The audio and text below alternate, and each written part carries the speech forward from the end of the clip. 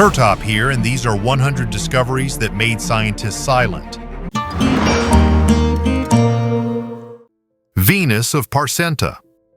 In December 2022, a Polish farmer near Kołobrzeg dug up a 12-centimeter figurine of a woman with accentuated hips and a narrow waist from a field. 3 years of lab work and the dating is ready. About 6,000 years old, the early Neolithic era. An electron microscope scan showed traces of a flint cutter, and the clay spectrum matched the floodplain of the Parenta River, meaning the figurine was made by local farmers and not brought in by traders. Why it's important? Northern Poland has long been considered the periphery of the Venus culture. Classical, Paleolithic, and Neolithic goddesses were found in southern Europe. Now the Baltic gets its own Mother Earth and moves the border of the fertile cult zone hundreds of kilometers to the north.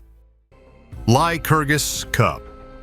The Lycurgus Cup is a unique artifact of antiquity, combining high art and complex technical implementation. This Roman glass goblet dates back to the 4th century AD and serves as a striking example of the ancient craftsmanship of glassmaking. The peculiarity of the cup lies in its ability to change color under different lighting conditions. In reflected light, the cup appears green, but when illuminated, it takes on a rich ruby red hue. This effect is achieved thanks to gold and silver nanoparticles in the glass. The image on the cup is based on Greek mythology and tells the story of Lycurgus, who tried to kill Ambrosia, the son of the god of wine Dionysus. The image shows how the vines generated by the vineyard entangle the body of Lycurgus, making it impossible for him to move. The Lycurgus Cup is now kept in the British Museum. It serves not only as a magnificent example of ancient art, but also as evidence of the high level of knowledge of ancient artisans in the fields of chemistry and optics. 3 missing artifacts.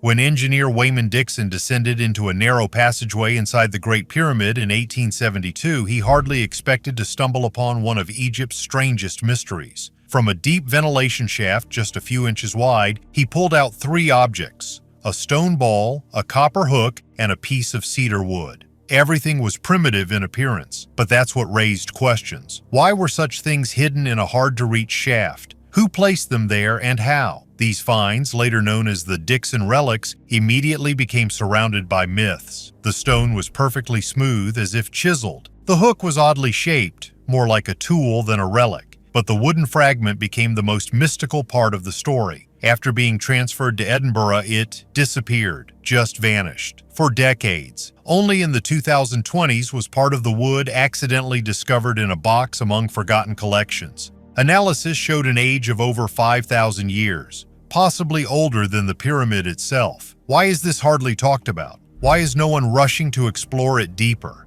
It seems that these 3 objects are the key, not to the sarcophagus, but to something more ancient, more frightening, to a secret that the pyramid still hides from us. Mysterious creature in the Arctic. Now we will go on an amazing adventure in the very heart of the Arctic, an icy desert that holds many secrets. And one of them we will reveal a little today. Meet the little monster. And although at first glance the word monster evokes images of giant, scary creatures, our hero is not like that. This is a monster not in size, but in unusualness. Its size is surprisingly little, but its uniqueness, that's what makes it a real monster. This super interesting baby was discovered by American geologist James Dwight Dana back in the century before last, and he was so amazed that he named it Monstrilla. And here's the most surprising thing. Modern scientists in 2014 faced the same creation. Perhaps you think it is something similar to a shrimp? Right, but the size is only a few millimeters. Our little monster has a flat head with antennae, 4 pairs of legs, and only 1 eye. And it has some more amazing features that make it even more unique. But what really amazed us is that this microcyclops was not found as a larva, but as an adult creature. You see, our little monster, despite its size, is important to our planet's ecosystem. This monster with a flat head confirmed that the eternal ice of the Arctic hides thousands of secrets. And this icy desert is like a giant refrigerator, keeping all these secrets in perfect condition. The most terrible sect of antiquity. Aghori is one of the most extreme and mystical sects in Hinduism, whose practices and rituals often cause shock and misunderstanding among others. Situated primarily in the city of Varanasi on the sacred Ganges River, these hermits worship Shiva in his Bhairava aspect, the Lord of the Dead. The main tenet of the Aghori faith is the idea that there is nothing bad or unclean in the universe. For this reason, they choose cemeteries for meditation, believing that being close to the dead helps them overcome their fears and get closer to the divine. One of the most shocking aspects of their practice is cannibalism. Aghori believe that eating the flesh of the dead gives them supernatural powers, allowing them to free themselves from the reincarnation cycle and become a demigod. However, it is worth noting that they do not kill people for food. Instead, they feed on the bodies of those who have died naturally. These hermits also practice rituals that involve the use of psychoactive substances, such as alcohol and cannabis, to achieve deep states of meditation and connection with the divine. Smile of an Indian. It looks like someone scratched a funny face on a school desk, but before us is a North American petroglyph from the 11th to 17th centuries, part of the lion complex of 37 figures. The stone is painted with paw prints, people, and animals. This particular character stands out with its horns, feathers, and outstretched palms. Scientists argue about what it means. A shaman in a ritual headdress, a totem spirit, or simply an author's self-portrait with a sense of humor. Mostly serious scenes of hunting and cosmogony have survived to this day, but here we have an almost cartoonish grimace. This means that the artist had room for irony and self-expression, and not just for sacred subjects. Strange box in China. Construction workers in Taizhou, China, were working to widen a roadway when they suddenly stumbled upon something unusual in the ground. Oddly enough, no one knew what it could be. Whatever it is, it's clearly older than the city itself. Soon they began to dig up the ground around the find in order to understand what it was, but as soon as they realized what they had stumbled upon, they immediately realized that they needed more help. In the city of Taizhou, China, an ancient object was found at a depth of 6 feet during road repairs. What they unearthed for several hours was not just a box. They immediately understood this. A little later, the workers guessed that it was a tomb.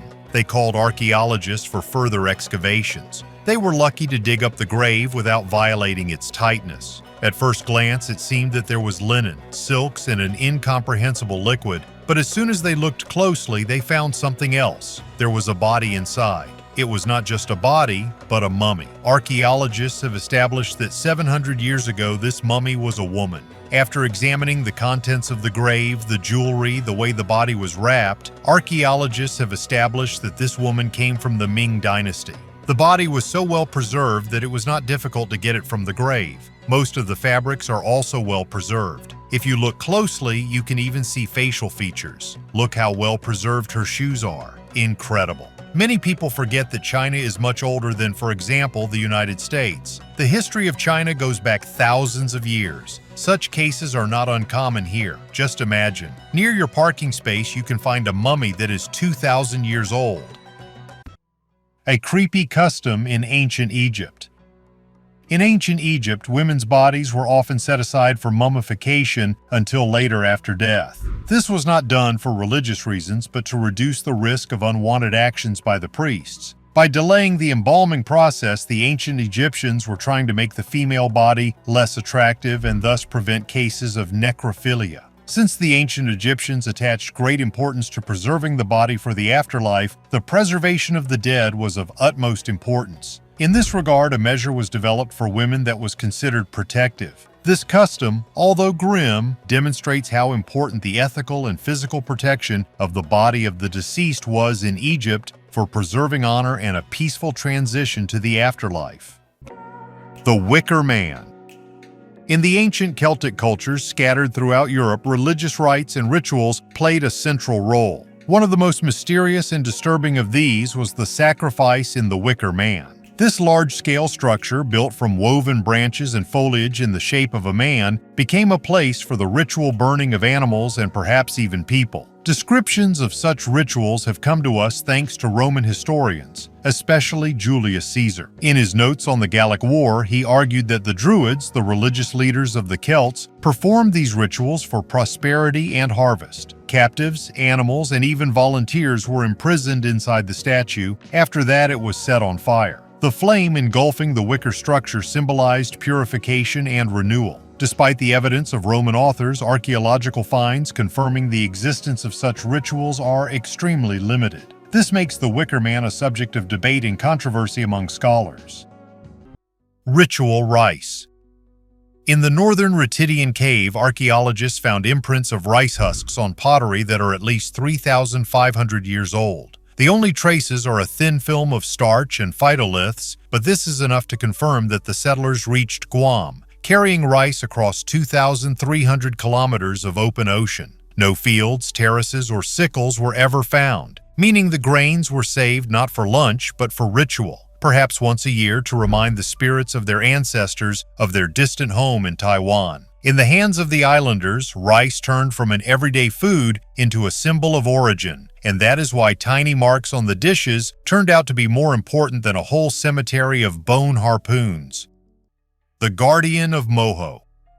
In the highlands of Peru, in the Moho region, there is a stone statue, not tall, outwardly simple, but nevertheless causing a strange feeling. At first glance, it is just a carved monolith in the Tiwanaku style. Clear lines, a static pose, hands folded on the stomach. But the longer you look, the more it seems that the figure is out of context, as if it did not come from this time, and not even from this continent. The statue is called Moho Huaca. Its base is made in the form of a cross, reminiscent of the Andean chacana, an ancient symbol where each side denotes a level of the world, upper, middle, lower. But in this case, the cross is twisted in a spiral, clockwise, which in itself is rare and perhaps indicates a ritual meaning lost over time. However, what attracts attention most of all is not the style or the symbolism, but the strange similarities. The pose of the statue, its hands lowered and folded on its stomach, its direct gaze, all of this unexpectedly echoes the images of the Moai from Easter Island.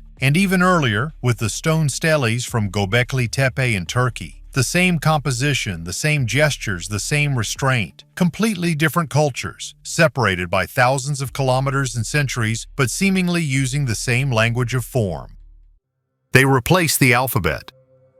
A quipu is a bundle of knotted ropes, the main thread from which dozens of colored cords hang. For a long time, it was believed that the Incas simply counted corn and taxes with knots, as if they were ancient abacuses. A team of linguists and programmers loaded 21 whole quipus from a museum in Peru into a neural network. The algorithm looked at what color the rope was, at what distance from the main line it hung, what kind of knots were tied, and in what order. The machine quickly found repeating combinations, like identical words in a long text. It turned out that the same set of knots on a yellow rope is found next to records of grain pantries, and another on a red one is bundled with lists of warriors. Scientists compared this with colonial Spanish documents and realized that the quipus conveyed a meaning much richer than a simple count. For example, the combination of green rope plus 3 short knots almost always marks a place where corn is stored, while red plus double knot may mean a tax for the army. If the method is confirmed on a larger number of samples, the quipu will cease to be a knot calculator and will be recognized as a real writing system. Then the Incas will have to be rewritten from the list of civilizations without letters to the list of peoples who simply chose a different alphabet, the rope alphabet. Desert tunnels leading to nowhere.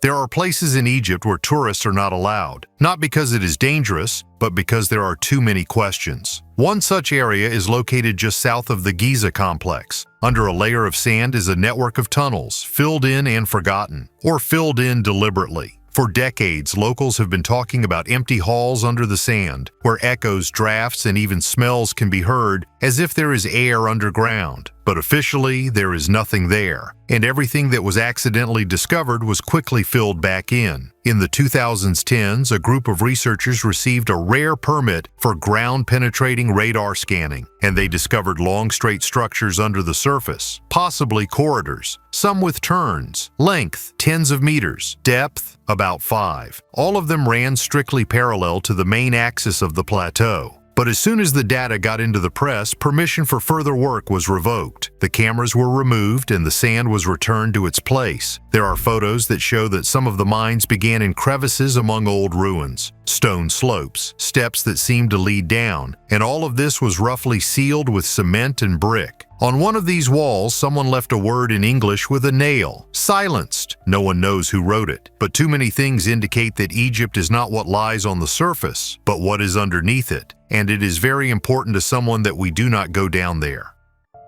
Ancient underground city. Scientists and historians constantly tell something new about the ancient city of Derinkuyu. It was home to early Christians who were hiding from the Romans and Muslim Arabs who sought refuge from the Arab-Byzantine wars. During the overhaul of the house, the builders destroy the walls and, of course, they do not find anything behind them. However, the incident that occurred in Turkey surprised millions of people. A resident of one house broke the walls in the basement and found a multi-level underground city behind one wall. Archaeologists believe that up to 20,000 people lived there. The man lived in this house for several decades and did not even realize that behind one of the walls was a city in the rock, where people lived in the 8th to 7th centuries BC. This city has many tunnels and secret labyrinths. Even local residents could get lost here, and what can we even say about uninvited guests? Many passages had huge stone doors that closed from the inside and blocked the passage. When archaeologists call this place a city, they are not exaggerating a bit. There were wells up to 55 meters deep, water channels, ventilation. All conditions have been created so that people do not rise to the surface for a long time. The total area of this giant structure is 276 square kilometers. With a total of 18 floors in Derinkuyu City, this place was very busy. In addition to what looked like apartments, there were schools, prayer houses, and meeting places. Animals were raised as close to the surface as possible to make the smell from cattle come out faster. For the first time, a mysterious and unique city was discovered more than 60 years ago, and archaeologists are still conducting their research here. Scientists have discovered some fragments of history already this year. Let's move from ancient Turkey to Egypt, where scientists continue to study mummies. How was the brain removed before mummification? Who just did not tell about mummification in ancient Egypt? One of the most important moments in preparing the body for mummification was the extraction of the brain of the deceased. And in all the history textbooks and feature films, we were told that embalmers took out pieces of the brain through the nose. To confirm or refute this theory, archaeologists have to repeat a similar procedure in our time. This work was done by archaeologist and chemist from the University of York, Stephen Buckley. However, he did not conduct experiments on people, but on dead sheep. After several attempts to remove pieces of the brain from the head of a sheep, he came to the conclusion that it was very difficult to do this. To do this, it is easier to take a long hook and, like a blender, turn the brain into a liquid. It takes about 20 minutes to beat the brain, after which it can simply be poured. It all sounds gross and disgusting. However, thanks to such experiments, we can learn how certain processes took place thousands of years ago. And trust me, that's not the scariest thing scientists have to do. Interestingly, during the embalming, the priest did not always remove the brain. During the 18th dynasty and earlier, the brain remained inside the mummy. In addition to mummies, we remember ancient Egypt for its amazing drawings in the tombs. Ancient blueprints. And now we will go on an exciting journey into the past, where we will reveal the secret of ancient drawings, the age of which is stunning, as much as 8,000 years. Imagine huge structures that can only be seen from the air. It's not just rocks and a pile of sand. No, these are the great creations of people of antiquity, the design of which still makes us think. Scientists call them kites. These huge structures, according to one theory, could serve as hunting traps for ancient people. But what if we have the key to understanding their true purpose? Guys, meet rock paintings found in Jordan and Saudi Arabia. Their age is astronomical 8,000 years. These lines and stars adorn the rocks and megaliths that are part of our kites. But what if these drawings are not just decorations, but real blueprints? Blueprints, according to which the ancient hunters built their huge traps several kilometers long. This is the hypothesis proposed by scientists. They compared the drawings engraved on the rocks with the shape and size of known kites. One of these drawings is on an 80 centimeters limestone monolith from Jordan. It is engraved with long lines crowned with an 8-pointed star. It was in such a star, presumably, that the hunters drove their prey. And the second confirmation was found in Saudi Arabia. Here, on a sandstone boulder measuring 2 by 4 meters, drawings of 2 kites were found at once. And they all have something in common: star-shaped paddocks and trap pits at the ends of the star's rays. Gas mummy. When gas company workers dug a narrow trench just half a meter deep in the middle of the bustling Puente Piedra neighborhood, they were more likely to stumble upon another rock fragment than a window into a 1,000-year-old abyss. Instead of the usual sand, the shovel hit the dark trunk of a dried-up huarango tree. Ancient Peruvians placed such beacon trees only on graves. Inside, archaeologists saw a dark cocoon of reed fabric. A teenager of about 15 years old was sitting with his legs tucked up, as if waiting for a ritual that did take place, but with a delay of a whole millennium. The Chankay masters, who lived between the 11th and 13th centuries, knew the secrets of natural mummification. Dry air, a cotton shroud, and a little salt from the ocean breeze that still permeates today's Lima smoke. You stand in the middle of a metropolis with 10 million inhabitants and understand that there are hundreds of such invisible neighbors lying under your feet. Mayan giant mask. In Mexico, during excavations on the Yucatan Peninsula, archaeologists have discovered a giant image of an unknown Mayan deity. Archaeologists have only just announced the discovery now, although the artifact itself was discovered back in 2017. A giant mask the size of a man was found at the archaeological site of Ucania near the modern city of Motul. Since then, researchers at the National Institute of Anthropology and History of Mexico, INAH, have painstakingly worked to restore it. The discovery was not reported for the safety of the artifact itself. There was a risk that it could be reached and destroyed by treasure hunters. The artifact itself puzzled researchers. It is dated to the late pre-classical Maya period, about 300 BC to 250 AD. The mask is an image of the face of an unknown deity or some very important person, a representative of the elite of society of that period of time. Interestingly, after the restoration, archaeologists again buried the mask. Ina explained this by the fact that this monument and archaeological site do not yet have legal protection. Human sacrifice. The ancient Mayans believed that blood had a special power. It was food for the gods, supporting them and ensuring the well-being of the earth. The Mayans performed sacrificial rituals in a variety of contexts, ranging from important royal ceremonies to fortune-telling. The victims were often prisoners of war, children, or members of the royal family. They were tortured. Either their heart was cut out right at the top of the pyramid, or they were drowned in sacred wells. These actions had deep religious and cosmological meaning, emphasizing the connection between earth, man, and the gods. However, for modern people, such rituals remain one of the most mysterious and terrifying aspects of Mayan culture. Egyptian towers.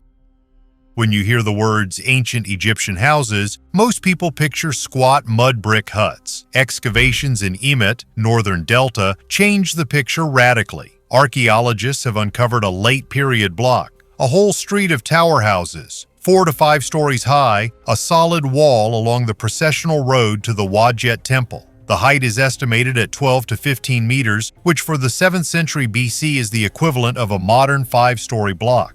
The lower levels are filled with grain silos and beer vats. Higher up are living rooms with narrow chimneys, and even higher are covered terraces where date pits and bronze sistrums of the goddess Hathor have been preserved. In the evening, they didn't just dine here, but held rituals with music. 5 steps from the doors, a limestone promenade stretches to the Wajet Temple. The slabs are polished so that even today they reflect the setting sun, and the cult columns stand exactly where the masters of the 7th century BC placed them. It turns out to be a real mini-Memphis in the provinces. Dense, high-rise buildings, a market, a temple, and a sacred road in one cramped block. 3 layers of repair in the masonry show that the towers lived for at least a century and a half, and reliefs with Harpocrates and green faience Ushabtis are still visible on the facades, a sign that religion and everyday life here literally shared one wall. It destroys the old stereotype of a one-story Egypt.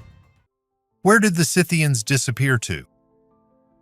The Scythians are one of those peoples that everyone has heard of but knows almost nothing about. The Greeks described them as wild horsemen from the north, living without cities but mastering the art of war. Herodotus devoted an entire part of his works to them, and then silence. At some point, the Scythians simply disappear from history. At the height of their power, they controlled vast territories, from the Danube to the Altai. They traded with the Greeks, fought with the Persians, fought with Alexander the Great, and later with the Sarmatians and Huns. Their culture was bright and unique: burial mounds, gold jewelry, animal style and art, a special attitude to death. And suddenly, an abrupt end. No chronicles, no clear evidence of what happened to them. Historians suggest that the Scythians dissolved into other peoples. Some say into the Sarmatians. Some people believe that the descendants of the Scythians are the Ossetians, Chechens, and Ingush. But all of this is just a hypothesis. There is no direct evidence. What particularly touches me is their burial mounds. You stand on a hill in the steppe, and under your feet, thousands of years ago, someone buried a leader, with weapons, with gold, with a horse. Everything is neatly laid out, as if the person had not died, but had simply set off on a long journey. And then you look at it and understand. It is not just an army or people that has disappeared. A whole view of the world has disappeared. Powerful, swift, nomadic, with its own logic and its own truth. Ancient Roman safe chest. In 1994, in central Spain, next to the ancient Roman temple of Mithra, archaeologists found the ruins of the Villa Casa del Mitreo. Built at the end of the 1st century, it was rebuilt several times before a major fire in the 4th century. Particular attention was drawn to a large wooden chest, bound with copper and iron plates. In ancient Rome, such chests served as safes for storing valuables. The chest measures about 3 by 1.5 meters, making it the largest such find. Due to the poor condition of the chest, which was damaged in a fire, archaeologists did not dare to remove it in 1994 for fear of destruction. The chest was left in place, awaiting better times and technologies to preserve it. This is a common practice in archaeology when the safety of an artifact cannot be guaranteed. In 2017, thanks to new technologies, the chest was removed and delivered to the Institute of Cultural Heritage of Spain. Here it was stabilized and preserved. There is no information about the contents of the chest. Most likely, the owners saved valuable things before the destruction of the villa. Archaeologists were wrong. Get ready for an amazing historical journey. Have you ever wondered who stands on the huge statues of ancient Egypt? Here is one story that is sure to blow your mind. Back in 2017, in Cairo, archaeologists discovered a colossal 8-meter statue. Everyone thought it was a statue of the famous pharaoh Ramesses II. However, scientists have recently concluded that this was a mistake. This majestic statue was found in the former ancient city of Heliopolis, which is now a district of Cairo. Archaeologists have worked long and hard to extract parts of the statue from the mud. This 3,000-year-old piece of art was credited with depicting Ramesses II, but scientists have found they were wrong. Who is actually depicted on the statue? Meet Psammetichus I, pharaoh of the 26th dynasty. Scientists solved this mystery by reading the inscription Neba on the statue. It was the nickname of Psammetichos I, who ruled Egypt from 664 to 610 BC and made Egypt an independent state again. The Minister of Antiquities of Egypt called this statue one of the most important archaeological discoveries, and after restoration it will take pride of place at the entrance to the Great Egyptian Museum, which will open at the end of 2023. That was an incredible story about one of the most majestic statues of Egypt. But remember, history is full of secrets and unpredictable twists and turns. Tutankhamun's ship. Inside the KV-62 tomb, among the golden masks and thrones, stood an object that Egyptologists immediately dubbed a yacht for eternity. Before you is an alabaster ship box, slightly longer than a palm. The hull is curved like a lunar crescent. The bow and stern are the heads of mountain goats with inlaid horns. On the deck is a tiny temple with papyrus columns and a mini sanctuary, where, according to belief, the ka of the young pharaoh rested. The material is Egyptian calcite alabaster, transparent like melted honey. Under the beam of a flashlight, the light passes through, and the entire structure seems to be illuminated from within. The parts are fastened with pins, and the thin lines of the drawing are laid with resin and pigment, so that even in the pitch darkness of the tomb, the pattern does not fade. On the sides are the cartouches of Tutankhamun, guarded by the symbols of Anubis and Horus. Why do you need such a luxurious boat? The Egyptians believed that after death, the pharaoh boards the boat of the sun and sails through the dark waters of the underworld to rise again in the east with Ra. The alabaster model is a pocket copy of this boat, a kind of ticket to the afterlife cruise. The stone is durable. The box has survived 3,000 years, sand and robbers' attempts, almost without tarnishing. In the Cairo Museum, it still looks like a toy liner, ready to set off into eternity. House from the depths of centuries. With special excitement, archaeologists descended underground after the metro builders in 1985, where during the construction of the Borovitskaya metro station in Moscow, a small red brick house was discovered at a depth of 6 meters. Everything in it was preserved in its original form, not only the walls, but also the decor, dishes, furniture. Historians have established that the building dates back to the middle of the 16th century and once belonged to the village of Staro-Vagankovo. Yuri Supernenko, in his book Legends of Underground Moscow, writes that this is the construction of the Oprichny courtyard, which went underground due to a natural disaster. Realistic drawings of birds in ancient Egypt. When we evaluate the art of ancient civilizations, we are most often very biased. We admire the drawings of those times because we take into account that art was not so developed at that time, the conditions for drawing were completely different, and the masters did not graduate from art universities. If you objectively evaluate ancient drawings and modern ones, then modern ones look much more realistic and beautiful. But in our case, drawings from ancient Egypt surprised scientists. Archaeologists have studied the drawing of an ancient artist who depicted birds flying and sitting in a green swamp on a fresco. The image is so detailed that modern experts have been able to identify the bird species that inspired the artist 3,300 years ago. It was this picture that archaeologists discovered more than 100 years ago, and it has long been studied, documented, and attracts tourists from all over the world. However, only now scientists have decided to study the image of birds in more detail. Rock pigeons, lesser piebald kingfisher, Cerilla rudis, common shrike, Lanius colurio, and white wagtail, Motacilla alba, are present in the picture. Today, the room in which the drawing was found is called the Green Room. Most likely, it was intended for the royal family so that they could relax there. In ancient times, most likely, in addition to images of birds and flowers, the room was decorated with live plants and live music played there. When the frescoes were first discovered, they were very fragile, and it is good that the experts managed to create copies of them in the form of a drawing. At the moment, they are completely destroyed. The rock dove and the pied kingfisher can still be found in Egypt all year round, but the white wagtail and the common shrike are migratory birds. Ancient artists marked the shrike and wagtail with triangular markings on the tail, which birds do not have in real life. The researchers speculated that the artists may have painted these marks to indicate that both bird species only visited Egypt seasonally. The village, 150,000 years old.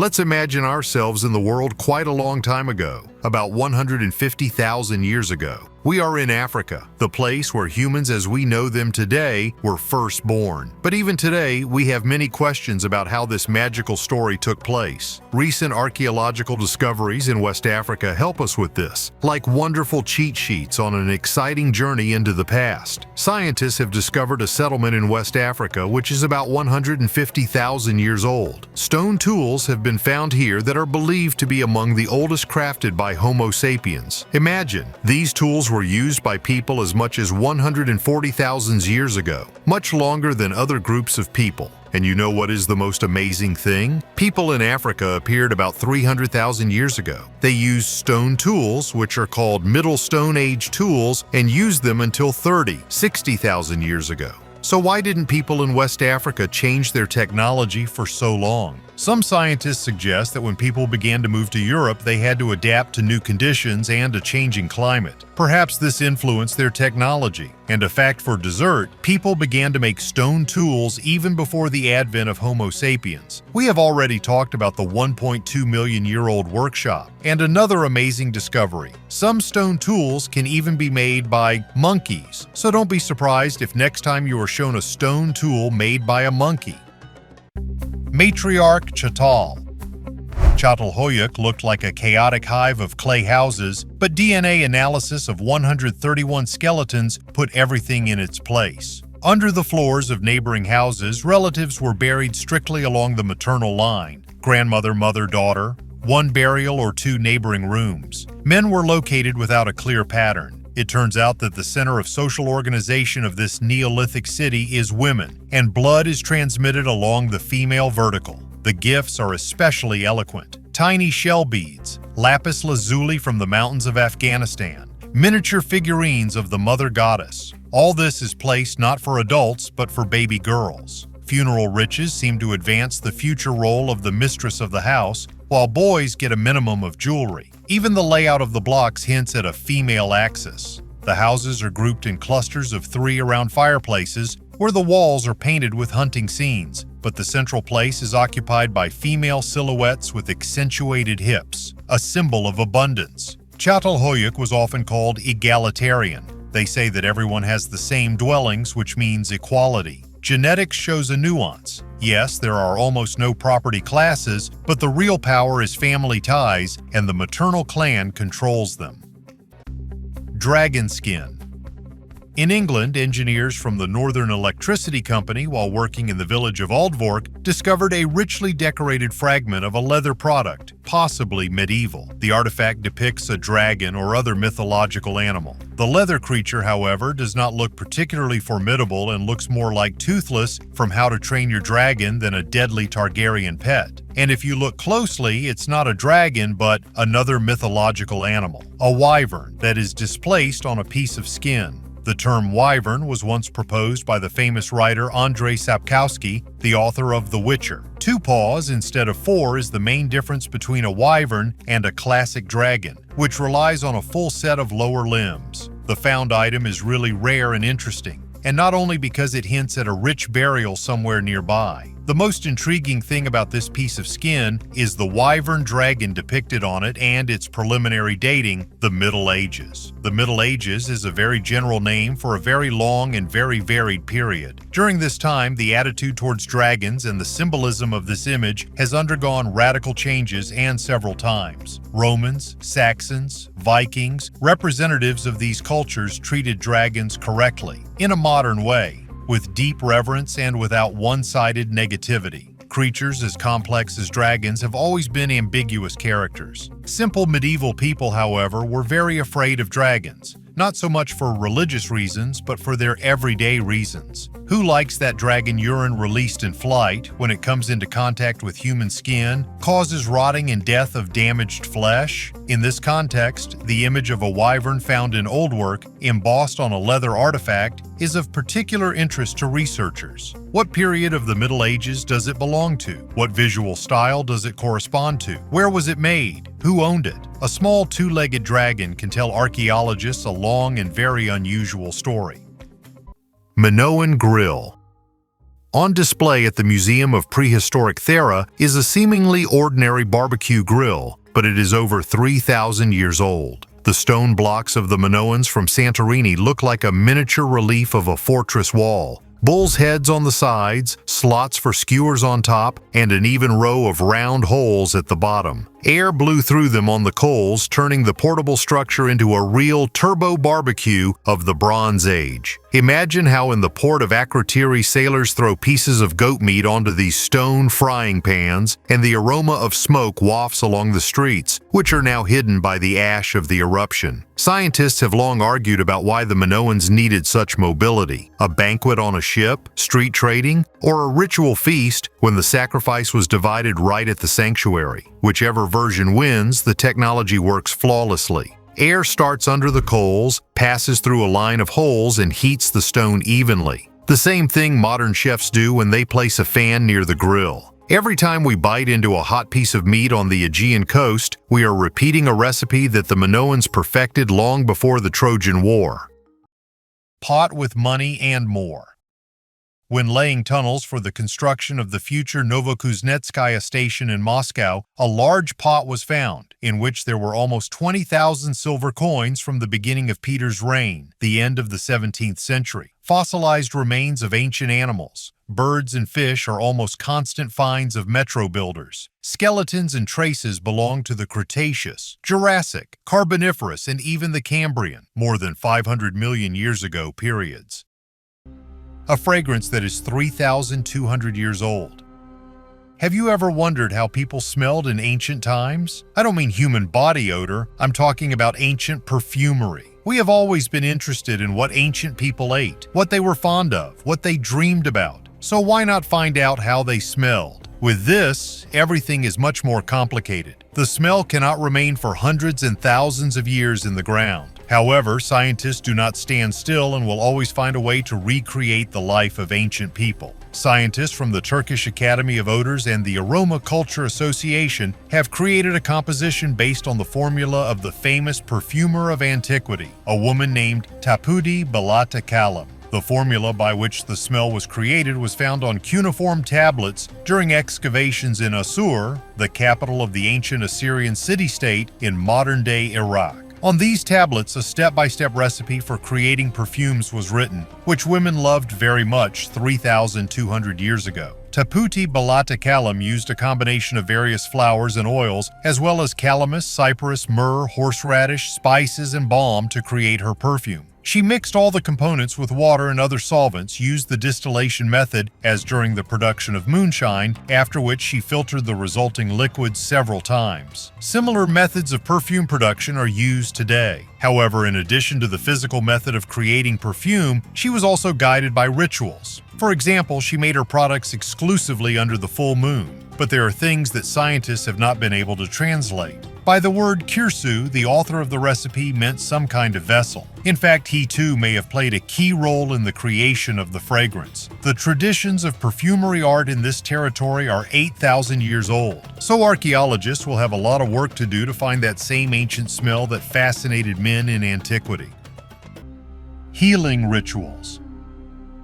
In the north of Spain, among the green hills, hides one of the most significant Paleolithic caves, Altamira. This cave is known for its breathtaking paintings, but other amazing evidence of ancient life has been discovered among the archaeological finds here. Among the numerous bones, tools, and jewelry, the researchers found several skulls with clear holes. These holes were the result of trepanation, an ancient surgical procedure in which a hole was made in the skull. Why did ancient people decide to undertake such a risky operation? According to one version, trepanation was used to treat certain diseases, such as hydrocephalus or hemorrhage. However, other scholars believe that it could have been a ritual act, an attempt to exorcise evil spirits, or even a way of communicating with deities. Perhaps the ancient inhabitants of Altamira believed that through this surgical opening in the skull, the soul could communicate with the cosmos, or it was a way to free the dying person from suffering. Be that as it may, this procedure is evidence of the high degree of medical knowledge and deep religious beliefs of the ancient people.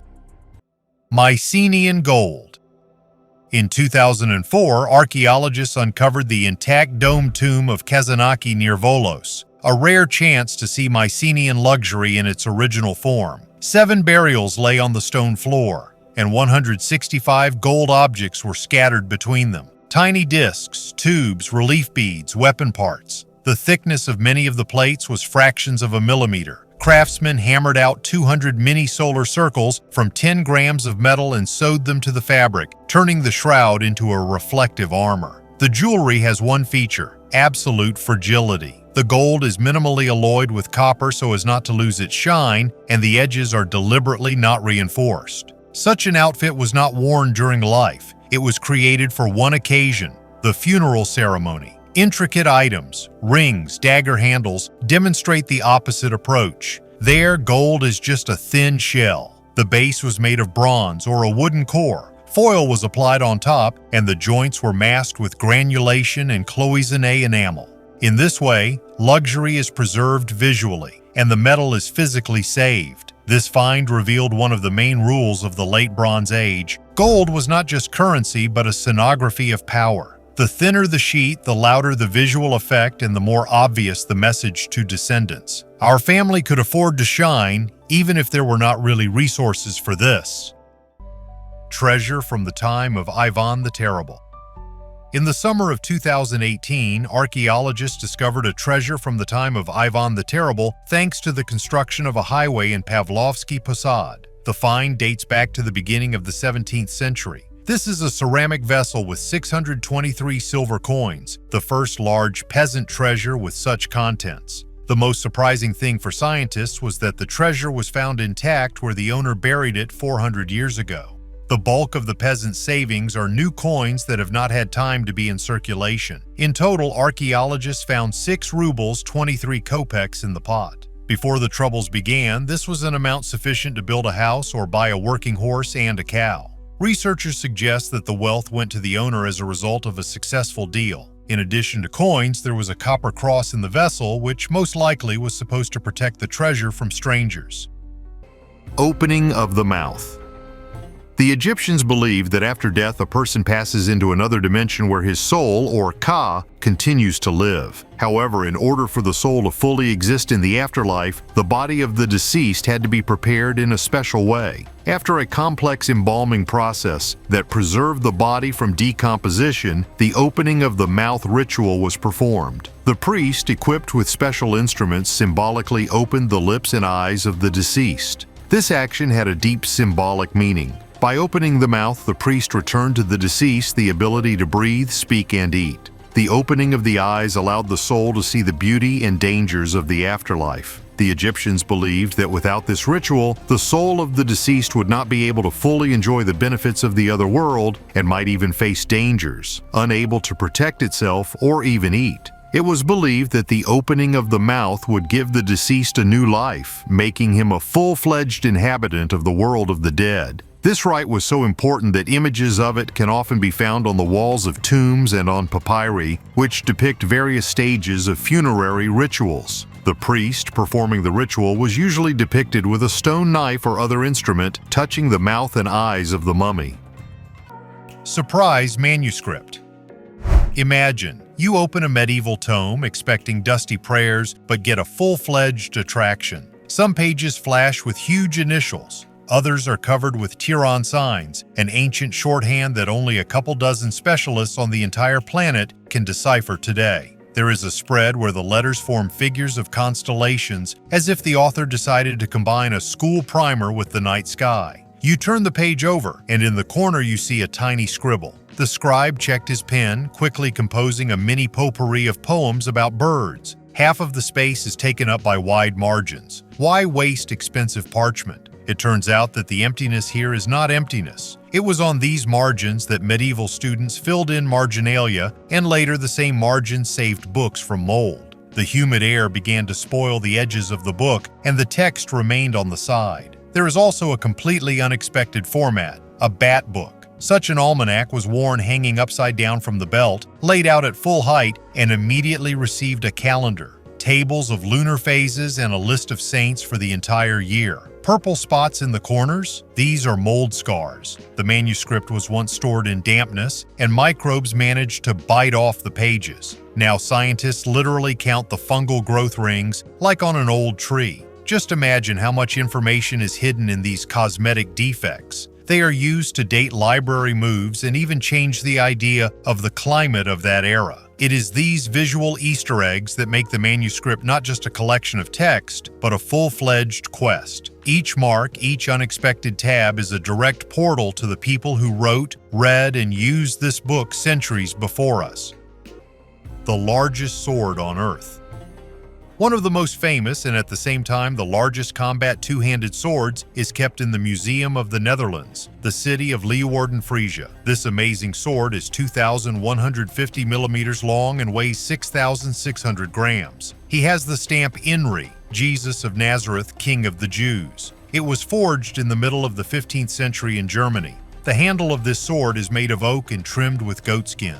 Scientists speculate that these weapons were the property of Pierre Dogna, Big Pierre, a French pirate and a fierce independence fighter. Legend has it that he could cut off several of their heads in an instant. It is believed that Pierre got the sword as a trophy from the Landsknechts, who revered him as a banner, and only he could use it due to his physical abilities. His height was equal to the length of the sword, 2.15 meters. In 1515, his possessions were destroyed and burned by the military from the so-called Black Gang. His wife was brutally deprived of her life, and this hatred of murderers prompted him to contribute his share in the Geldern War. Two-handed swords occupy a significant and important place among other types of cold-bladed weapons. This magnificent weapon is the pride of any modern museum. and we can only guess how much effort Big Pierre had to use to swing this sword.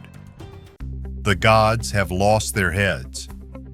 An interesting find was discovered by archaeologists in the area of Roman bridges crossing the Pencala stream and the tributary of the Rindikos River. Archaeologists have found stone heads depicting Greek gods, Eros, Dionysus, the demigod Hercules, and several other gods from the Greek pantheon. In addition to these heads, a whole statue without one leg was found nearby. Aizanoi was founded as a Phrygian city on the western edge of the Phrygian kingdom. Throughout its history, this city has been under the influence of different peoples. In ancient times, the city was under the hegemony of the Pergamon and Bithynia kingdoms, and then in 133 BC, it came under the control of Rome. After the 7th century AD, Aizanoi fell into disrepair, and some buildings on the Temple Hill were turned into a citadel with the Chavdar Tatars during the Seljuk period. Who owns the statue more than 2 meters in height, scientists do not yet know. Whether this is a legendary hero or some kind of deity. In 2021, archaeologists found the head of Aphrodite and Dionysus here. And in 2020, a broken statue of Hercules was discovered. This place can be considered a real cemetery of ancient statues. Archaeologists have yet to find out why the gods lost their heads and where their stone bodies are. In addition to statues, blocks belonging to the bridge, a sundial, and fragments of other marble sculptures were found here in 2022. But if the ancient gods are fictional characters, then humanoid creatures are a reality, and there is an opinion that they still live with us on the same planet. Boar helmet. On the hills near Pylos, just a few meters from Nestor's palace, archaeologists have uncovered a find that could previously only be seen on the pages of the Iliad. The 15th century BC burial contained dozens of thin, skillfully drilled plates made from wild boar tusks. When they were laid out in their places of attachment, a full battle helmet emerged, the very one that Homer describes in the scene where Meriones hands over the armor to Odysseus. Each plate covered the skull like a scale. The lining was leather, reinforced with bronze rivets. To assemble such a helmet, about 50 tusks were needed. That is, a whole hunt and a serious warrior status. Nearby, a bronze lyre peg and remains of myrrh oil were found, symbols of the elite and war at the same time. Radiocarbon dating gives a date of about 1500 BC. That is, the helmet is at least 3 centuries older than Homer's text. Confirmation of two things at once. The boar armor was not a literary touch, but the reality of the Mycenaean rulers and oral epics really did preserve details that archaeology is only now seeing. The Trojan War may remain a dispute among historians, but this helmet shows that its attributes once rang with real metal. Tunnel. There have been legends about underground passages in the center of the Dnipro for a long time. However, what if they are real? Workers were building a subway in the city of Dnipropetrovsk, Ukraine in 2018 when they accidentally discovered a mysterious tunnel. Of course, it was not on the maps, and the builders were not ready for such a development of events. Later, it turned out that the workers had unearthed the main drainage channel during the reign of Catherine II. Moreover, artifacts of antiquity were also found. This was not the first discovery of ancient tunnels underground. During the laying of sewer pipes in 1914, an ancient weapon and 2 skeletons were found in a tunnel near the Potemkin Palace. Most likely, these were the dead soldiers. Interestingly, 12 regiments were involved in the construction of Yekaterinoslav, but after its completion, only a part of them returned to their former service. Where the rest went and what they did is unclear. How did the first paper money appear?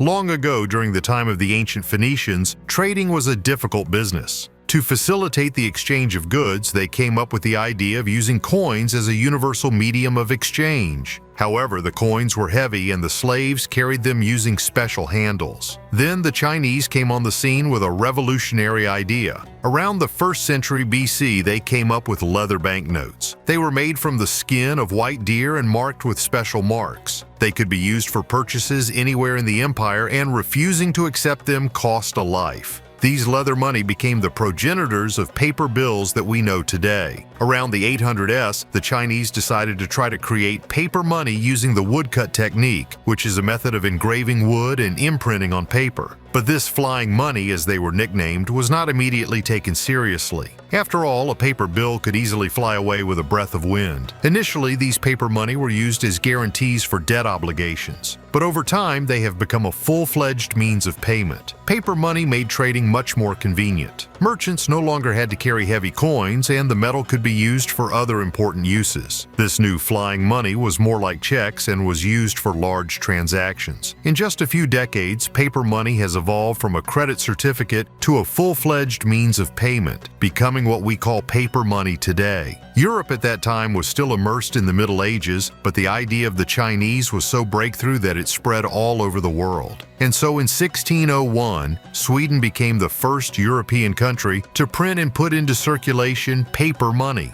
Thus began the history of paper money, which we know and use today. Medieval female giant. In the Middle Ages, on the island of Ostrów-Lednicki in Poland, there lived a woman of extraordinary height who probably suffered from mental disorders. This is the only known giantess from Poland at that time, as confirmed by Dr. Magdalena Madzak. Her height was about 215 centimeters, while ordinary women were around 1.6 meters tall. The woman passed away at the age of 30. Her skeleton was found by researchers in the Lednice area. According to assumptions, the presence of such a disease could be accompanied by mental problems. Interestingly, despite her height, the life of a giantess in medieval Poland could have been quite comfortable since she was well known in her community. But her burial was unusual. Contrary to accepted traditions, her face was directed to the west, and she did not have funerary objects. Canadian runes.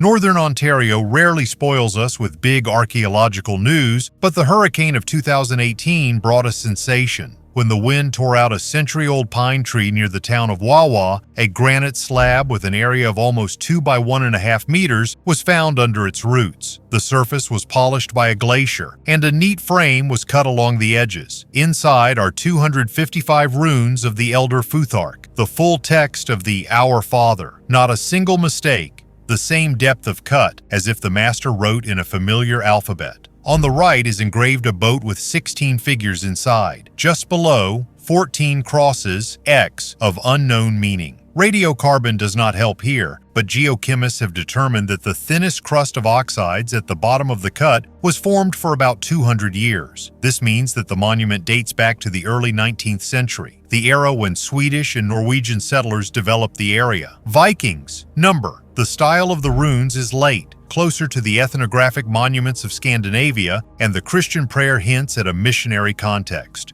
Why the slab ended up in the middle of nowhere and face down is the main question. One version, a forest church of a temporary lumberjack camp where the stone served as an altar. Another is a memorial to the perished crew. 16 people in the boat and 14 crosses nearby could be account of the living and the dead after the crash on the Great Lakes. Whatever is hidden behind the mystery, the inscription became the longest runic prayer found in North America.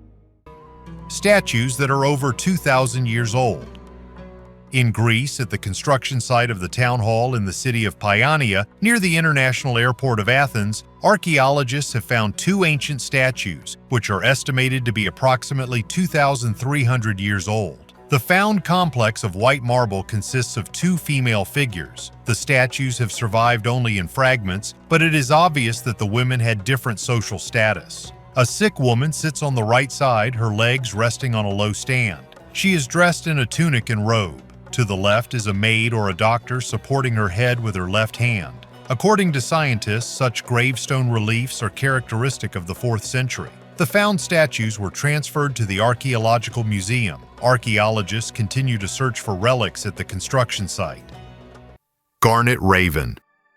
In a field in Cornwall, a couple of amateur metal detectorists came across a signal of pure gold. First, a flat piece with triangular garnet inserts surfaced. It seemed to be an ordinary Anglo-Saxon ring from the 7th century until an even rarer thing appeared a few steps away from the first find, a figurine of a raven's head weighing 57 grams. On the beak there are neat cutouts, nostrils on the sides, cells for inserts. The left eye still shines with garnet. The right, alas, is lost. Analysis showed the gold is almost pure, with a micro addition of silver and copper for strength. The master divided the surface into feathers with 100 micrograined balls and tightly planted garnet triangles between them. The style coincides with the famous Sutton Hoo, but the technique is more filigree, the result of a later royal workshop of East Anglia. The purpose is mysterious. The object is too heavy to be an earring and too short to be a fibula. Scientist's version: a detail of a ceremonial standard or the handle of a ritual staff that was carried onto the battlefield on the day of the king's naming. The raven symbolism here is not accidental. The bird is directly associated with Odin, the god of war and wisdom, whose 2 ravens brought news from the battlefield. The finds are currently undergoing the treasure procedure at the British Museum. If the expert commission confirms the dating and uniqueness, the object will officially be included in the list of the most important Anglo-Saxon jewelry items.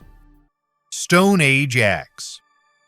During excavations in the south of Denmark in Rødbyhavn, archaeologists found something that is rarely seen in this form: a stone axe, completely preserved together with a wooden handle. The age of the find is about 5,500 years, and it is the condition that makes it unique. In the conditions of peat soil, saturated with moisture and organic matter, the wood did not decompose but seemed to be frozen in time. This is not an abstract archaeological object or a rare museum artifact. This is a real working tool that could be used for construction, hunting, everyday life. The slightly curved handle, the shape of the fastening, traces of wear, everything remained in place, and all this speaks not of a symbol but of a person who held this axe, carried it with him perhaps, passed it on by inheritance, and then it was lost or abandoned and lay in the ground for thousands of years. Such finds are important not only because they are rare, but because they allow us to feel antiquity not as an abstraction, but as a continuation. Between the one who held this axe and us, there is nothing but time.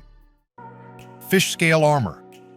Today we have an exciting journey to China where 2,500 years ago, a brave warrior was buried in amazing armor. Imagine, archaeologists are excavating in the depths of the Chinese Taklamakan Desert. They stumble upon a grave inside which lies a warrior in armor made up of over 5,000 overlapping leather scales. This costume would be so comfortable and practical that a warrior could put it on himself like an apron before dinner, only instead of dinner there was a fight. This armor is unusual for its time and place. Researchers think that it was brought from the Middle East where this style of armor originated. The warrior who wore this armor was a man about 30 years old. Found next to him were fragments of pots, parts of a horse's bridle made of horn and wood, and a sheep's skull. Such scaly armor protected better from blows and injections than chainmail and was cheaper to manufacture, but it was less flexible and did not cover as much of the body as chainmail. Such armor was worn by warriors of many cultures, and they even decorated their horses with it. The materials for the scales are varied, from bronze and iron to pangolin scales and even paper. It is very difficult to find such old armor as this one because not many of them have survived to this day. Only the armor from the tomb of Pharaoh Tutankhamun and the armor of the Scythians are comparable in time to this find. Scientists from the University of Zurich, led by Patrick Wertmann, recounted, and it turned out that there were 5,444 small and 140 large scales in the armor, all made from cow skin. This kind of armor was unusual for China at the time. This style was common among Persians and Scythians, and even some Greeks wore this armor, although they preferred other styles. The owner of the armor could be either an ordinary infantryman or a rider, but the presence of a bridle for a horse suggests that most likely he was a rider. He could be a local who bought armor in the West, or a foreign soldier who came to fight in China in Assyrian equipment. We can only guess, but one thing is for sure. This story is amazing. Write in the comments, what do you think? Was it an ancient Chinese or a traveler from distant lands? And don't forget to subscribe to the channel if you haven't already.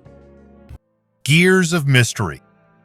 The most ancient computer on the planet, the Antikythera mechanism, always seemed like something from an Indiana Jones movie. Bronze wheels, a handle, dials, eclipses, all of the antique NASA in a box. But a recent 3D simulation literally broke the legend down to its teeth. Scientists recreated each gear with an accuracy of microns and launched the virtual device for a full calendar cycle. The result was shocking. After 4 months of continuous work, the teeth began to cling, the load increased, and by the 6th month, the digital copy simply jammed. The error is not in the software. The The model takes into account all the casting defects, the pitch of the teeth and the play of the axles measured on the real artifact. If the numbers are correct, the mechanism in its original form could not reliably predict eclipses for years in advance as enthusiasts claimed. The tabletop planetarium toy version suddenly looks more plausible. The owner turned the handle, demonstrated the movements of the sun and the moon,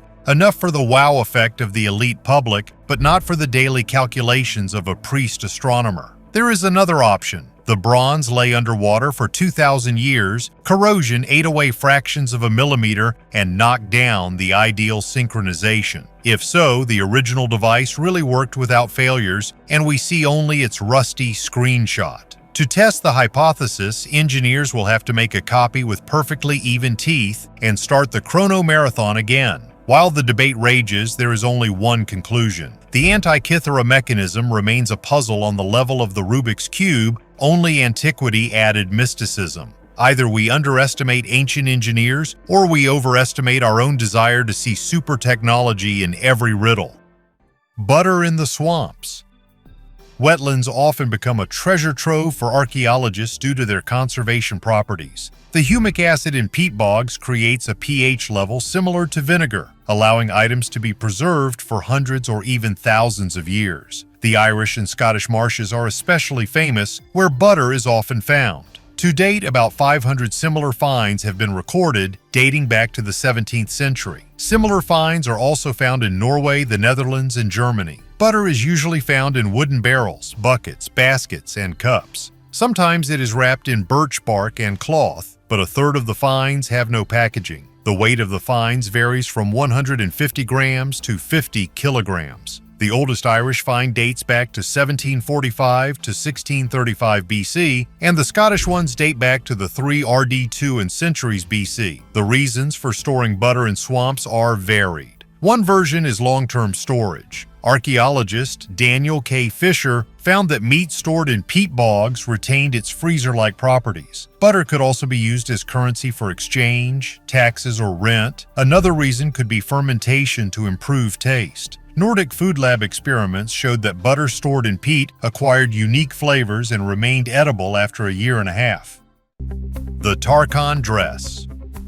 At first glance, it's just a piece of faded linen, but radiocarbon dating immediately reveals a sensation. The piece is at least 5,000 years old, older than the Giza pyramids. It was found back in 1913 among a pile of burial textiles near the village of Tarkhan, and only modern restoration revealed the details. Before us is not a burial dummy, but an item from a real wardrobe. A V-neck, thin pleats along the bodice, sleeves to the elbow. Along the armpit seams are dark stripes of salt and fat, and grains of Nile sand are hidden in the microcracks of the fibers. All these are signs of wear. The dress was worn until the very end and then placed in the tomb as favorite clothes, so that its owner would appear before the gods in something that emphasized her status during life. The linen itself is hand-woven, the threads twisted on the right side, the weave tight. The sleeves alone required thousands of carefully crafted stitches. The edges of the hem are carefully darned with a slightly different shade of thread. An ancient dressmaker was mending a dress, not wanting to part with an expensive job. This is a rare artifact that immerses us in the everyday life of the early Egyptians.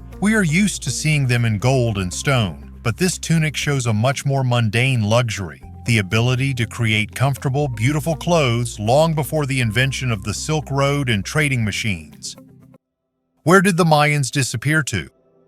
The Mayans left behind incredible things: cities carved out of the jungle, temples resembling stepped pyramids, complex writing, and precise astronomical calculations. Their calendars were so accurate that they are still debated. But by the time the Spaniards arrived, only small settlements in the forest remained of the great civilization. No army, no power, no temples. What happened? Scientists have put forward dozens of versions. The most common is an ecological catastrophe. The Mayans cut down too much forest, the soil became depleted, and a drought began. Combined with overpopulation and internal conflicts, this could have led to collapse. There is also a theory of epidemics. Some talk about internecine wars between city-states. Even an alien trace is mentioned in conspiracy circles. The disappearance of an entire culture seems so strange. But what is especially important, the Mayans did not disappear completely. The descendants of this civilization still live in Guatemala, Mexico, Belize. They speak Mayan languages, preserve traditions, customs, costumes.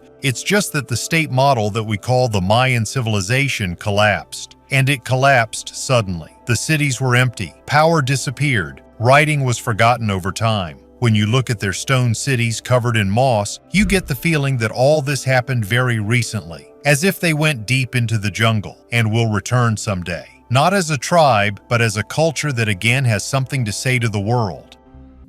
Pharaoh Piopi II.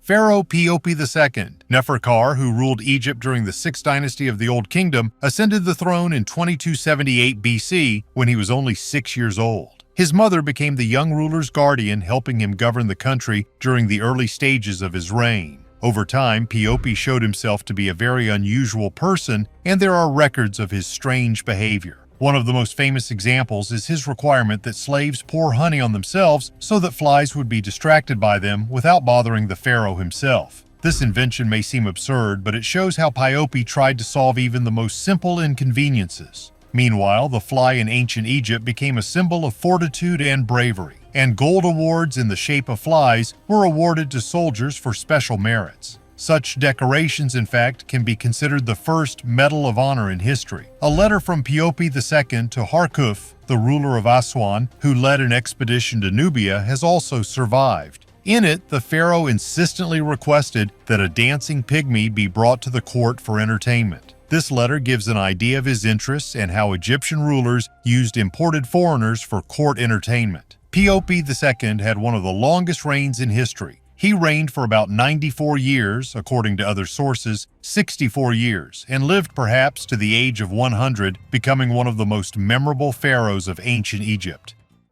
Giant Caliga.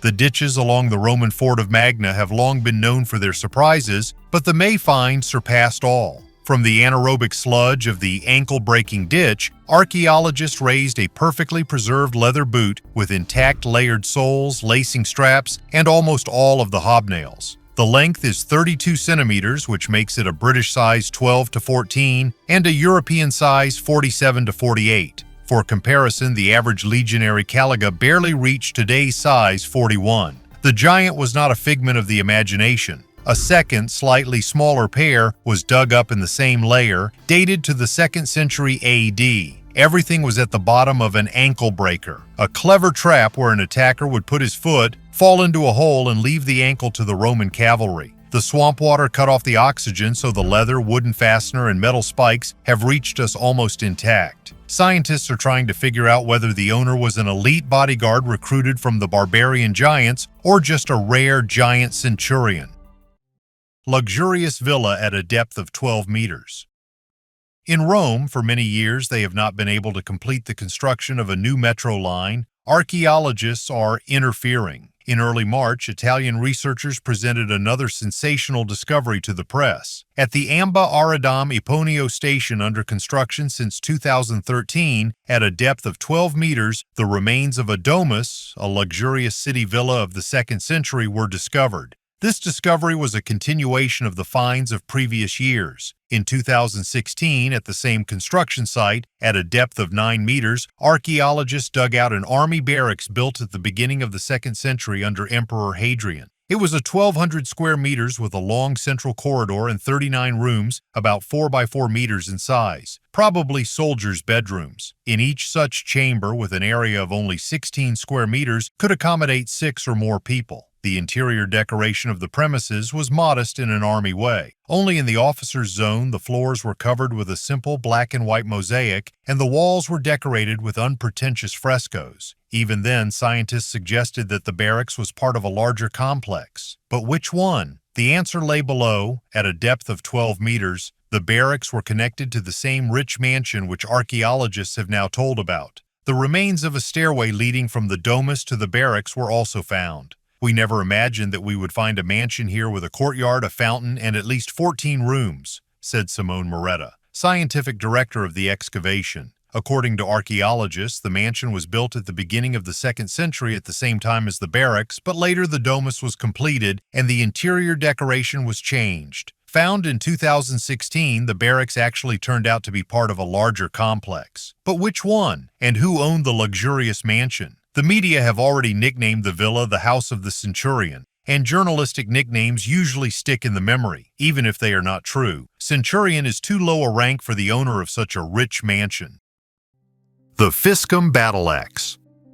At first glance, it looks like a black obsidian boomerang, but this is an elite battle axe from the late Neolithic era. A fisherman from the Norwegian Lake Fiscum pulled it out with a net back in the 1780s. He weighed it, exactly 700 grams of dense basalt, smooth as polished marble. The dating of 2850 to 2350 BC refers the artifact to the battle axe culture. The perfect symmetry is striking. The blade is elongated like the keel of a boat. The hole for the handle is drilled on both sides with stone tubular drills, an operation that took days. Why so much work? Such axes are almost never found with knocked-out edges. This means that they were rarely used as weapons. Rather, it was a status symbol. You hold it in your hand and everyone sees that you have a rare material and the skill of distant artisans. Polishing to a mirror shine is a separate story. Basalt was ground with quartz sand until it had a glossy finish. Thus, the axe turned into a black mirror, which, according to one version, was used in rituals. The sun, reflecting, illuminated the owner's face, emphasizing his connection with the heavens. Today, the Fiscum axe is kept in the Museum of Cultural History in Oslo. Under glass, it looks almost like a modern design object, but it is worth remembering. This blade is 5,000 years old. Royal Sapphire. This is a ring from the late 14th to early 15th century, the time when the throne of the English crown passed from Richard II to Henry V. The solid blue crystal was cut from a single piece of sapphire. The craftsman did not set the stone in a frame, but turned the stone itself into a monolithic ring. Such work required not only a rare gem, but also mastery of diamond powder, the only abrasive capable of grinding corundum. In the Middle Ages, sapphire was considered the stone of justice. Kings and bishops wore it when concluding contracts. They believed that the crystal would make the oath-breaker suffer from fever. On the cutting platform, you can see a tiny step. Here the jeweler ground the surface so that the cutter did not slip. The ring weighs less than 10 grams, but the price in the 15th century was equal to the cost of a good knight's armor. The object probably belonged to one of the high vassals of the court. Documents consider the sapphire to be part of the Norwich treasure, buried during the Lollard Troubles and excavated 5 centuries later. Artifacts that are not shown.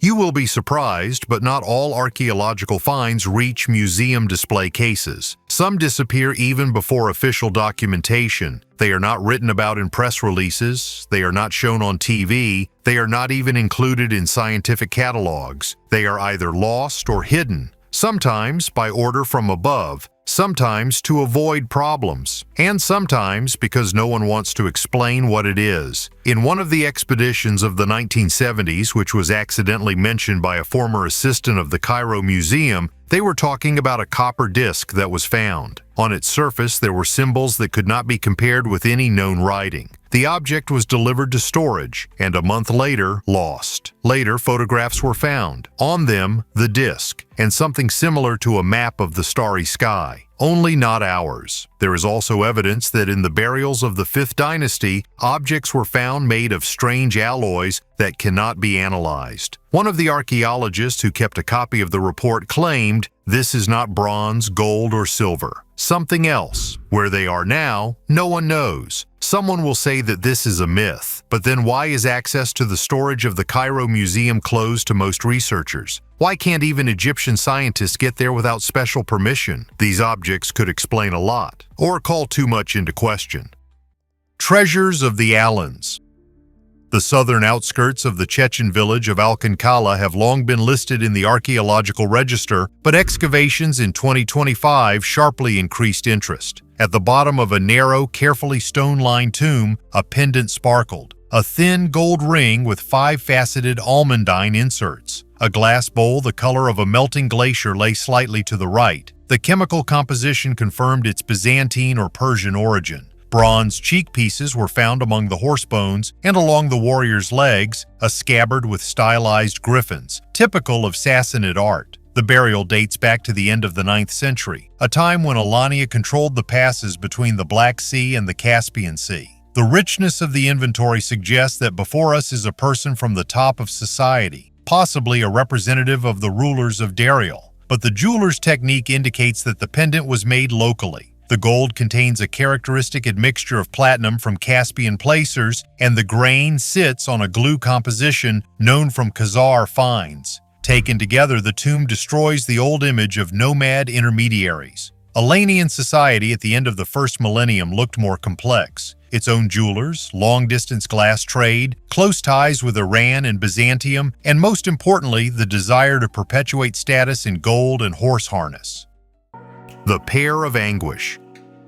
Medieval interrogation rooms knew dozens of sophisticated instruments, but the Pear of Anguish remains a symbol of pure pain. On the outside is a smooth metal fruit with an elegant handle. Inside is a screw mechanism that spreads the petals. The executioner inserted the device into the victim's mouth, rectum, or vagina and slowly turned the screw. The steel flaps opened, tearing tissue and breaking the bones of the pelvis or jaw. The instrument did not kill instantly. Its purpose was to make someone talk or humiliate. For heretics and witches, the pear was often heated over coals so that the metal burned through from the inside. The wounds almost always ended in infection. Even if the person survived, gangrene did its job. Today, these fruits can be found in the dark display cases of European museums. The master's marks and serial numbers show that production was put on stream, as if torture were the same kind of craft industry as the making of locks or kitchen utensils. The Great Flood, myth or catastrophe? The story of the Great Flood is one of the most universal in world culture. It is known not only from the Bible, where Noah builds an ark, but also from the Sumerian epic about Ziusudra, the Babylonian story of Utnapishtim, the Indian myth of Manu, the Greek story of Deucalion, Chinese chronicles, legends of the American Indians, and even Arctic tales. Such a coincidence is almost impossible to consider accidental. This makes you wonder, maybe the flood really happened, and if so, when? One of the most convincing hypotheses suggests an event about 7,600 years ago. Then, due to a sharp rise in the level of the world ocean, salt water gushed through the Bosphorus into the Black Sea lowland. Geologists claim that the water level rose by 140 meters, flooding huge territories. What used to be fertile land became a sea. This event could really look like the end of the world for the peoples of that era. But was it a global flood? Probably not. However, for specific people living in river floodplains, in lowlands, near the coasts, this was a global catastrophe. Imagine, water takes everything. A house, cattle, land, village, ancestors. People save themselves on rafts, go to the mountains. Centuries later, the memory of what happened turns into a myth, universal and terrible. It amazes me how this ancient fear still lives in us. Even in the 21st century, we are afraid of floods. Talk about a climate catastrophe, as if we genetically remember how the world once really drowned. And perhaps this is not just a myth, it is a warning. Bloody waterfall.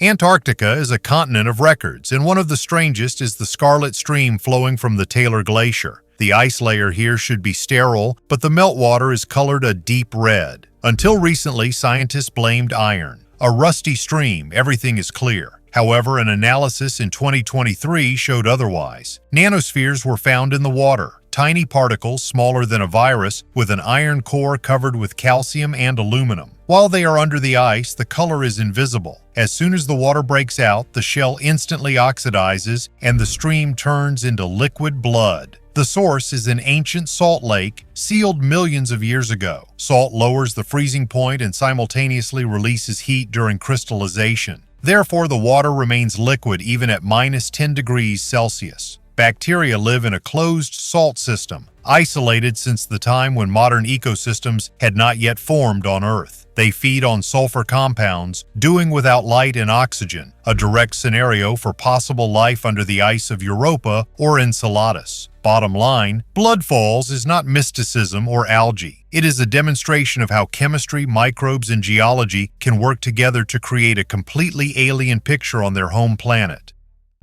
A flower 100 million years old. In Myanmar, scientists have discovered amber in which a flower has been preserved. The plant is about 100 million years old. Its diameter is only 2 millimeters, but at the same time you can see under a microscope about 50 stamens arranged in a spiral. Scientists suggest that the fragment found was part of a large inflorescence. The authors attributed the find to a previously unknown genus and species of angiosperms of the Cretaceous period, giving it the name Valvulaculus pleristemnus. Studying the ancient flower will help shed light on the evolution of plants, and maybe learn more about geological processes. The fact is that the tectonic plate on which Myanmar is located separated from the ancient supercontinent of Gondwana, in which it bordered the northwestern tip of present-day Australia. This happened, according to various estimates, from 200 million to 500 million years ago. The flower, preserved in amber, apparently grew in the forest on Gondwana. And if we consider that it is 100 million years old, it means that the split of the continents occurred later than geologists assume. Scarab substitution. Remember the golden heart scarab from the tomb of Hatnefer? For many years, museum plaques claimed that the amulet was carved specifically for this noble Egyptian. A recent scan with microluminescent backlight turned everything upside down. Right under the engraved name of Hatnefer, erased text appeared. The first inscription was literally scraped off to rewrite the owner. It turns out that the beetle lived at least 2 lives. Its green serpentine shell once belonged to another person, and the priests simply reset the past, applied fresh hieroglyphs, and put the talisman in the chest of the new owner. The amulet is not a trinket. It contains an encrypted passage from the Book of the Dead, where the heart is asked not to give false testimony against the owner in the court of Mot. If the name did not match the body, the ritual could fail, so the secondary engraving was done with jewelry precision. The depth of the stroke changes by only tenths of a millimeter. But the microscope records this difference too, as if the artifact itself whispers that the memory cannot be erased completely. The logic of repurposing is clear. The amulet is too expensive. High-quality serpentine, the chain is almost pure gold. In the era of the 18th dynasty, such things were not thrown away. They were sold or passed on by inheritance. But the main discovery is not saving, but the attitude to the sacred. For the ancient priests, the correct text was more important than the original registration of the object. Erase the name, write it again, and the beetle is again ready to guard the heart of its owner in the afterlife. So one scarab in the display case of the Metropolitan Museum suddenly turned from a static relic into a living document about how ancient Egypt knew how to rewrite biographies even for things. And how many more such artifacts are stored in all the museums of the world, whose history has at least 2 lives. A sword for the immortals. This is not just a weapon. This is a sword created at the turn of the eras, when China was split into dozens of warring kingdoms. But someone in the midst of this cruel reality made something else. Not for battles, not for victories, but as if for a ritual. The blade is bronze, but with a turquoise tint, as if the metal had absorbed the color of the sky. The handle is carved from rock crystal, transparent as ice. It is inlaid with gold details and turquoise inserts. Geometry, ornamentation, decoration. Everything is so thought out that it becomes clear. The sword was not created for a soldier's hand. It was created for something higher. The Warring States period is the 5th to 3rd centuries BC, a time of constant war, betrayals, and great reforms. But this sword is out of context. It speaks of a ritual. It could have been used in sacrifices, in rites of passage, or as a symbol of power that needed to be proven, not held. It is these artifacts that are confusing, because they do not fit our idea of the ancient world. We expect crude blades and battle scars. Instead, we get crystal, gold, and metal carved like jewelry. Siberian blacksmith. The Krasnoyarsk excavation of Pinchug 6 initially looked like another standard Xiongnu burial mound field. Everything changed when a buckle with a carefully welded loop was removed from the burial lens. A metallographic examination showed that the connection was made by real welding. For the 3rd century AD, this is a technological gap. Nearby lay miniature hammers, knife blanks, and a charred half of a forge, all in one grave, and the remains were cremated along with the tools. A classic funeral rite for a master who, according to beliefs, would need a forge in the afterlife. For Siberia of that time, such welds were never recorded. The composition of the weld, iron plus phosphorus, coincides with the practice of the Xiongnu steppe blacksmiths, but the method itself is clearly from somewhere further south. This means that the equipment arrived in transit through the Altai to Yenisei trade corridor, got stuck in an isolated settlement, and was mothballed. Tunnel to the underworld. In Mexico, under a busy street, workers unexpectedly stumbled upon a secret tunnel with amazing Aztec carvings. One of the workers, during the preparatory work for the construction of a bus stop, discovered the remains of an underground structure that had remained untouched since ancient times. After the incredible find, construction work was immediately stopped, and Mexican archaeologists were invited to the site. According to researchers, the Aztecs built the underground passage in the 15th century during the reign of Emperor Montezuma I. Scientists inside the tunnel came across ancient objects made of majolica, porcelain, and glass. According to archaeologists, the tunnel is decorated with carvings and paintings and was dedicated to the Aztec god of fertility and water, Tlaloc.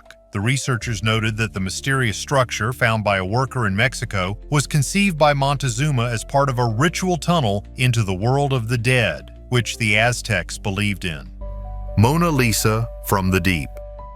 In 2014, the Odyssey Marine team raised the wreck of the SS Central America from the bottom of the Atlantic, which sank in 1857 during the gold rush. Among the bars and coins on the silt lay a tiny daguerreotype, a portrait of a girl with dark curls and a calm half-smile. The glass of the frame was broken, but the silver plate survived. Salt water cut off the oxygen, and the image lay at a depth of 2,194 meters for more than a century and a half. Newspapers immediately dubbed it the Mona Lisa of the Abyss. The name of the model is unknown. On board that voyage were investors' miners, their wives, and a pack of New York bankers. The portrait could have been a wallet talisman for any of the passengers. Based on the fashion of the dress and brooch, restorers dated the photo to the early 1850s, meaning she was no more than 30 when the photo was put in the travel case. Today, the daguerreotype is exhibited together with the Central America gold. Interestingly, the chamber silver plate tells more about the tragedy than a ton of precious metal. Now it is the only portrait of almost 500 drowned stories.